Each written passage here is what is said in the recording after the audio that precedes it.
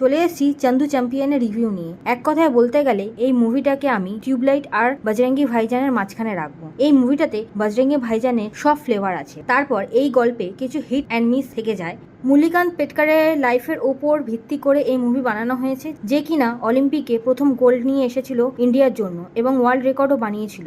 একটা sports biography বানাতে গেলে যেই মশলা দেওয়া হয় এই গল্পেও তার সঠিক মাত্রায় দেওয়া হয়েছে। এই গল্প টেলারকে ফলো করে এগিয়ে যায়, যেখানে মুরলীকান্ত ছোটবেলা থেকেই কিছু করার ইচ্ছা ছিল। এই ইচ্ছা শক্তি তাকে অলিম্পিকে গোল্ড মেডেলের স্বপ্ন দেখায়। প্রথমে কুস্তি দিয়ে শুরু করেন এবং অলিম্পিকে মেডেল পাওয়ার জন্য ইন্ডিয়ান আর্মিও জয়েন করেন। সেখান থেকে বক্সিংয়ে যান। অলিম্পিকে কোয়ালিফাই করে যাওয়ার মুরলি জড়িয়ে পড়ে সেই औरत का चक्कर बाबू भैया औरत का चक्कर। বাট একটা চ্যাম্পিয়ন যেমন কোনোদিন হার মানে না, মুরলিও নিজের স্বপ্ন পূরণ করতে উঠে পড়ে লাগে। ঠিক তখনই 1965 যুদ্ধ শুরু হয় এবং মুরলিকে ভেঙে দেয়। হাসপাতালে ভর্তি হওয়ার সিনে যখন ডাক্তার তাকে বলেন যে সে কখনো নিজের পায়ে দাঁড়াতে পারবে না, এই সিনটাতে কার্তিক আরিয়ান খুব ভালোভাবে ফুটিয়ে তুলেছেন।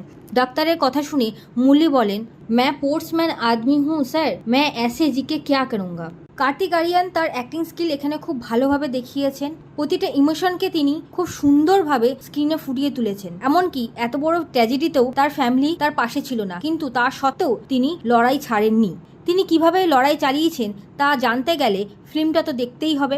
মুভির কিছু ভালো দিক আছে, সেই দিকগুলো হলো স্পোর্টস বায়োগ্রাফিতে যে কিছু এলিমেন্ট থাকে যা আপনাকে অবাক করে, সেই এলিমেন্টস আপনি এই ফিল্মেও পাবেন। এই ফিল্মে আমাদের পুষ্পা ভাইও আছে। বিজয় রাজের ক্যারেক্টার এত সুন্দর লেখা হয়েছে যে এই ফিল্মে সেটার বড় একটা ভূমিকা রয়েছে। ফিল্মের শট খুব সুন্দর, বিশেষ করে ড্রোন শট। কার্তিক আরিয়ানের ক্যারিয়ারের বেস্ট পারফরমেন্স এটা। তার বডি ট্রান্সফরমেশন আস্তে আস্তে দেখা যাবে। পালোয়ান চান্দু এবং বক্সার চান্দুর চেহারার মধ্যে যে পার্থক্য তা ফিল্মে দেখা যাচ্ছে।